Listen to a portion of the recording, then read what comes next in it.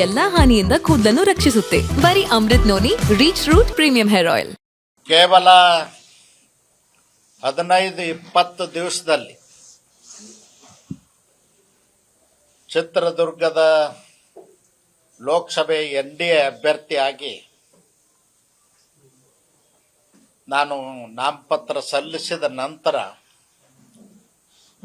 ನಮ್ಮ ಎರಡೂ ಪಕ್ಷಗಳು ಭಾರತೀಯ ಜನತಾ ಪಕ್ಷ ಮತ್ತು JDS ಎಲ್ಲ ಕಾರ್ಯಕರ್ತರು ಪ್ರಮುಖರು ಬಹಳ ವ್ಯವಸ್ಥಿತವಾಗಿ ಉರಿ ಬಿಸಿಲಿನಲ್ಲೂ ಕೂಡ ಓಡಾಡಿ ಊರು ಕೇರಿಗಳನ್ನು ಸುತ್ತಿ, ಕೇರಿ ಅಂದ್ರೆ ಹಟ್ಟಿ, ನೀವು ನಮ್ಮ ಕಡೆ ಕೇರಿ ಅಂತೀವಿ, ಊರು ಕೇರಿಗಳನ್ನು ಸುತ್ತಿ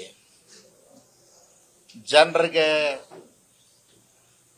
ವಿನಂತಿ ಮಾಡಿ ವಿಶ್ವಾಸ ಮೂಡಿಸಿ ನನ್ನನ್ನು ಆಯ್ಕೆ ಮಾಡಿರ್ತಕ್ಕಂಥ ಮತದಾರರಿಗೂ ಮತ್ತು ನಮ್ಮ ಎಲ್ಲ ಪದಾಧಿಕಾರಿಗಳಿಗೂ ಕಾರ್ಯಕರ್ತ ಬಂಧುಗಳಿಗೆ ಮೊಟ್ಟ ಮೊದಲಿಗೆ ಕೃತಜ್ಞತೆಗಳನ್ನು ಸಲ್ಲಿಸ್ತೇನೆ. ನಾನು ಈ ವೇದಿಕೆ ಮೂಲಕ ತಿಳಿಸ್ಲಿಕ್ಕೆ ಬಯಸ್ತೇನೆ, NDA ಅಭ್ಯರ್ಥಿಯಾಗಿ ಚಿತ್ರದುರ್ಗದ ಲೋಕಸಭಾ ಸದಸ್ಯನಾಗಿ ಭಾರತ ಸರ್ಕಾರದ ಸನ್ಮಾನ್ಯ ಪ್ರಧಾನಮಂತ್ರಿಗಳಾಗಿರ್ತಕ್ಕಂಥ ನರೇಂದ್ರ ಮೋದಿಜಿಯವರ ಪ್ರತಿನಿಧಿಯಾಗಿ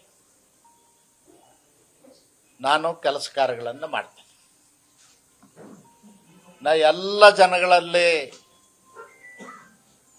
ವಿನಂತಿಸ್ತೇನೆ, ಕೇಂದ್ರ ಸರ್ಕಾರದಲ್ಲಿ ಬರ್ತಕ್ಕಂಥ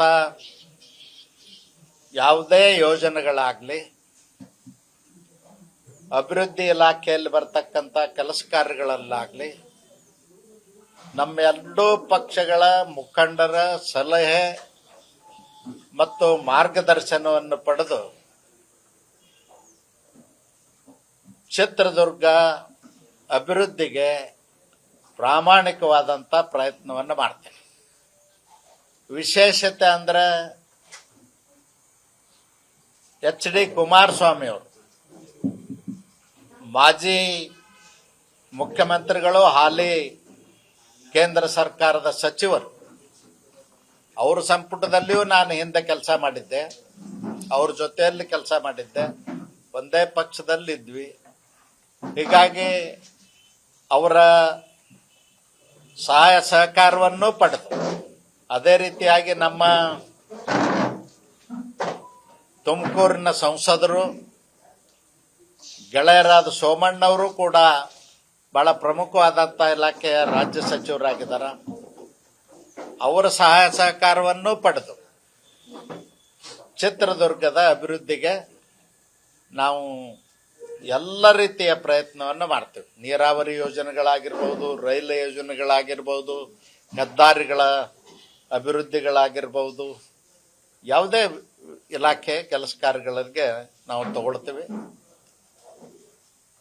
ಕುಮಾರಣ್ಣ ಅವ್ರಿಗೂ ವಿನಂತಿ ಮಾಡ್ತೇನೆ, ಒಂದು ಬೃಹತ್ ಕೈಗಾರಿಕೆಗಳನ್ನು ತರಬೇಕಂದ್ರೆ ಬಹಳ ಪ್ರಮುಖವಾದಂಥದ್ದು ನೀರು ಮತ್ತು ಭೂಮಿ, ವಿದ್ಯುತ್.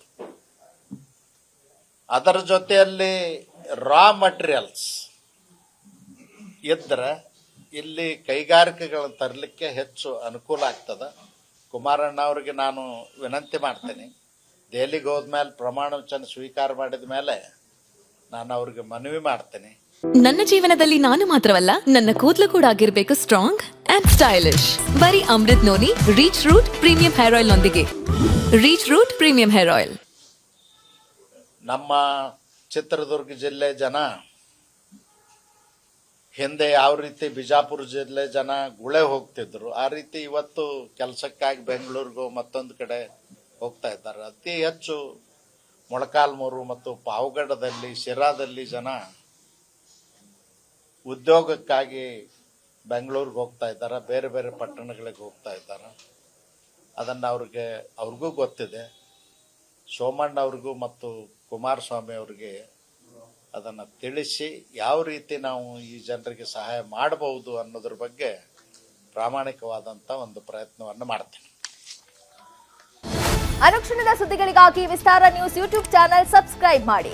ಹೊಸ ಸುದ್ದಿಗಳ ನೋಟಿಫಿಕೇಶನ್ಗಾಗಿ ಬೆಲ್ ಐಕಾನ್ ಕ್ಲಿಕ್ ಮಾಡಿ. ಲೇಟೆಸ್ಟ್ ಅಪ್ಡೇಟ್ಸ್ಗಾಗಿ www.vistaranews.com ವೆಬ್ಸೈಟ್ಗೆ ವಿಸಿಟ್ ಮಾಡಿ. ಅಂಗೈಯಲ್ಲೇ ಜಗತ್ತಿನ ಸುದ್ದಿ ತಿಳಿಯಲು ವಿಸ್ತಾರ ನ್ಯೂಸ್ ಕನ್ನಡ ಆಪ್ ಡೌನ್ಲೋಡ್ ಮಾಡಿ.